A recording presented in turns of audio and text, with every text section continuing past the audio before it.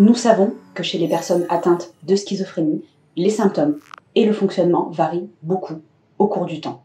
Toutefois, les variations rapides, c'est-à-dire les fluctuations à court terme, des symptômes et des états associés qui se produisent sur quelques minutes ou quelques heures au sein d'une journée sont peu documentées. Pourtant, ces informations seraient extrêmement utiles afin de mieux identifier la diversité des profils cliniques, de mieux identifier les altérations cérébrales qui leur sont potentiellement associées et de mieux ajuster la prise en charge de chaque patient.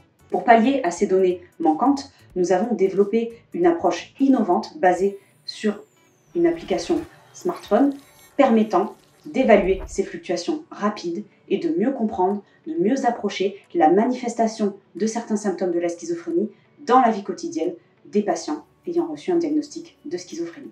L'application permet le recueil de nombreuses informations, telles que les symptômes, les performances cognitives, les états émotionnels, les activités, en temps réel et dans l'environnement quotidien des sujets présentant une schizophrénie. Je m'appelle Aubin Bellec, j'ai été hospitalisé à l'hôpital Charles-Perrins dans le cadre d'une BDA, donc d'une bouffée délirante aiguë, puis j'ai reçu plus tard le diagnostic lié à la schizophrénie. Durant cette période, j'ai pas mal souffert de la disponibilité des médecins. Après cette période, du coup, j'ai été mis en ALD pour un suivi psychiatrique. Mais ça c'est quand même resté compliqué pour moi parce que je me suis quand même retrouvé un peu livré à moi-même.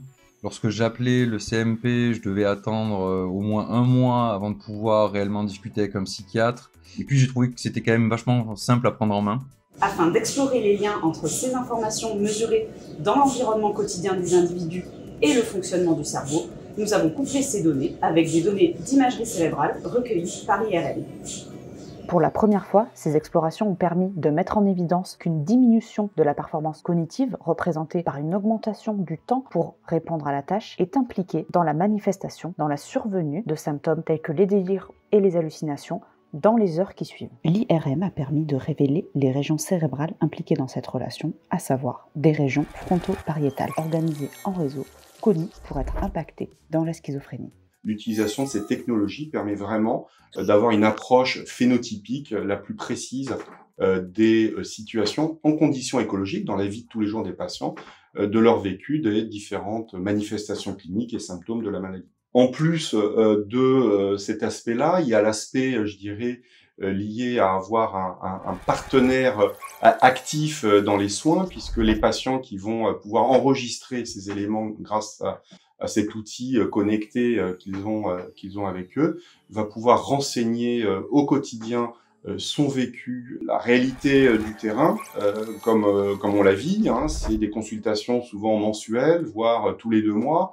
Et effectivement, capturer et avoir une bonne continuité des soins et un bon suivi avec des photographies uniquement tous les mois ou tous les 2 mois peuvent être des fois insuffisants pour bien comprendre ce qui se passe chez nos patients et l'accompagner. Mais il y a aussi un autre aspect qui est l'intervention. On imagine de plus en plus, avec une preuve scientifique qui doit être faite, mais qui est le fruit de nombreux travaux aujourd'hui, qui est de montrer aussi une intervention smartphone comme un outil qui permettrait d'accompagner et d'aider de façon efficace le patient. Pour conclure, l'ESM nous a permis de mettre en évidence des facteurs de vulnérabilité qui favorisent la survenue de certains symptômes majeurs de la pathologie.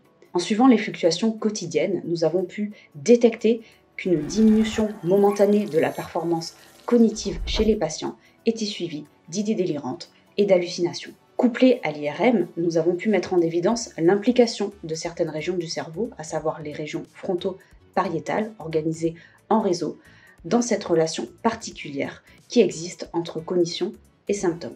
Nous pensons donc que des thérapies qui visent spécifiquement à soutenir la cognition permettraient de prévenir la manifestation de ces symptômes en vie quotidienne.